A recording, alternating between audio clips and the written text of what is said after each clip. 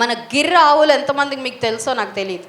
గిర్ ఆవుల్ని బ్రెజిల్ పంపించి అక్కడ క్రాస్ చేసి కొన్ని లక్షల లీటర్లు స్టిల్ దే ఆర్ ప్రొడ్యూసింగ్.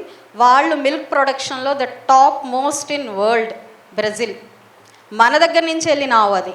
మన దగ్గర unfortunately the Gir breed is not seen. రోజు రోజుకి ఆ బ్రీడ్ మొత్తం కూడా డిప్లీట్ అయిపోతుంది.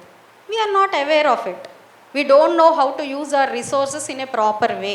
దాన్ని ఛానలైజ్ చేసే విధానము తెలియదు, దాన్ని చూపించే పర్సన్స్ కూడా మనకు లేరు అని కూడా చెప్పచ్చు.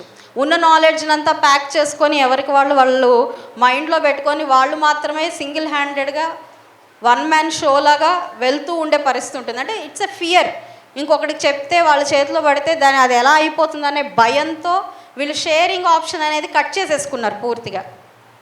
And I tell you, youth is becoming graduates or top rankers in social media and Instagram universities.